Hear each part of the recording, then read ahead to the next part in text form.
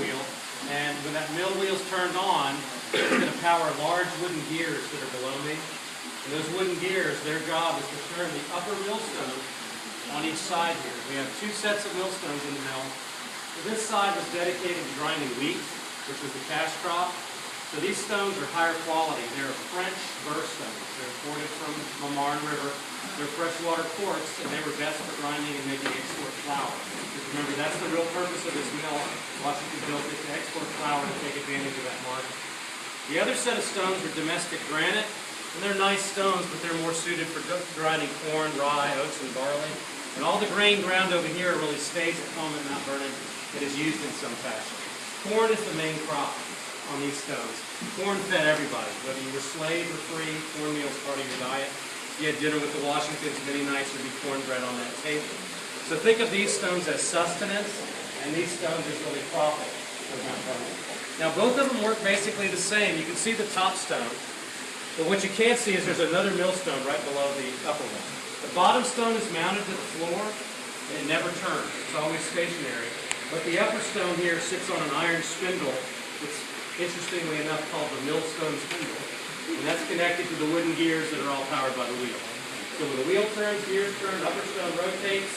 The grain will go from the hopper up here, and it will drop down into the center hole of the stone and go between the two millstones. Now, did you notice the millstones outside? You see the grooves on them? Well, these stones have grooves as well. The top and bottom stone both are grooved. The grooves are called furrows, and the whole pattern is called the millstone dressing. When you put the two stones together, the top one rotates, it's like scissors working, the grain going between there, repeatedly being cut down, ripped down into flour. Everything that we grind will exit into the wooden casing, and it'll sweep around to the front, and just inside the casing there's a hole in the floor, and a chute attached to that, and by gravity the flour just goes downstairs. Without the casing here, you're going to have flour all over the floor. So the idea is to collect that and sell it. Now when you're running millstones like this, they should never touch. They run really close together, but they do not rub together. If the millstones rub together, you're going to have some bad results. First bad result is bits of millstone break off, go right in your product. Secondly, this is an expensive stone you purchased, and if you're grinding it down every day you run, you're ruining a very expensive investment. And you can actually heat the flour up so much if you do that, it will scorch it, ruin the flour. So the millers had to be very skilled people, and there's a lever downstairs which will show you that allows the miller to raise or lower the top stone while the mill's working. So we can control how fine or coarse the product is. So these stones for export flour are going to be set really tight. The width of a coin, that's how tight they can be to make very fine flour. If you get them too tight, the only way to really know it is by smell, because you can't hear it or see it because it's covered up. But if you smell a burning smell in the mill, that tells you the stones are rubbing, and you better make an adjustment because you're ruining your product. Thus the phrase "nose to the grindstone," which I'm sure you've heard.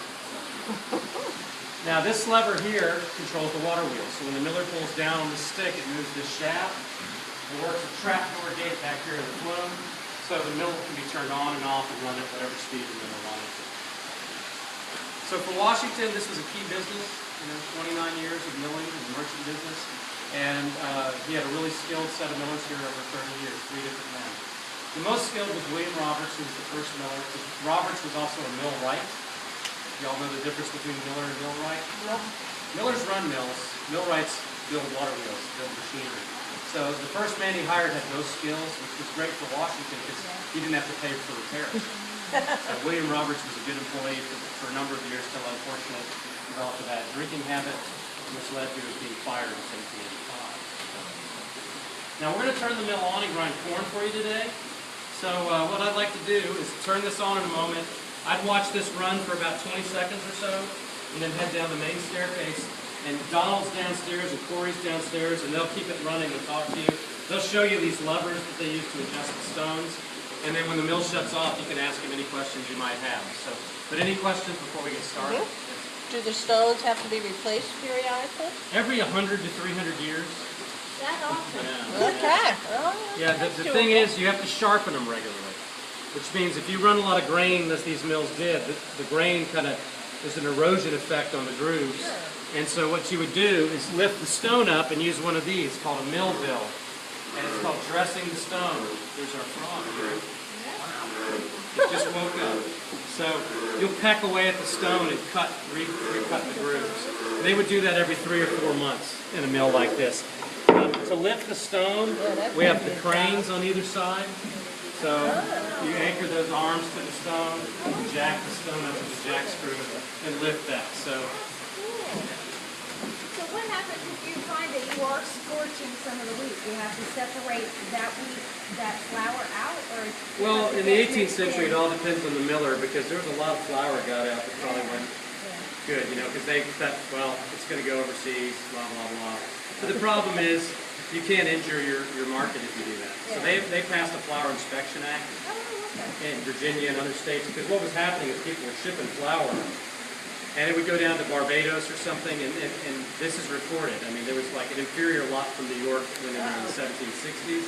And so then in New York you can see letters from millers saying we have to reinstitute the Inspection Act because now everybody wants Pennsylvania flour, Virginia flour, and they're not buying New York flour.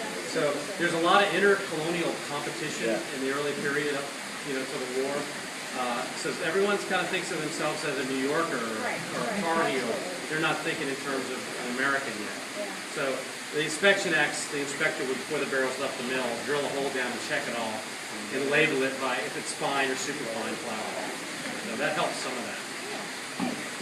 Any other questions before we get it started?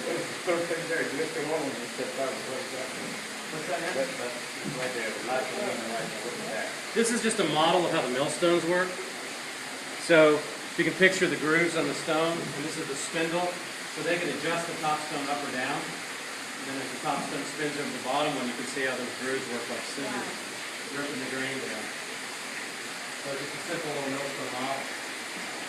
And a lot lighter, thankfully, than when we lift our millstone. We got to lift that stone next week. What are the stones made out of? Well, this is granite, and this is freshwater quartz. And that was the French stone was found along the Marne River, and beautiful quarries of this freshwater quartz. It was really great for stones.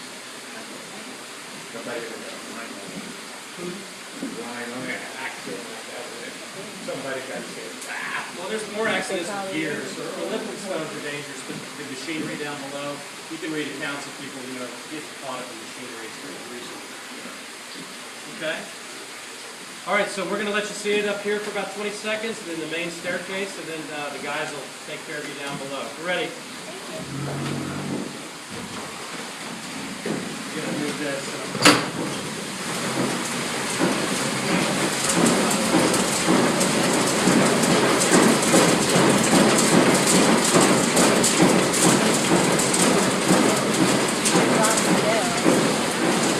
We're not feeding it a lot of grain, but the mill can make 3,000 to 5,000 pounds of flour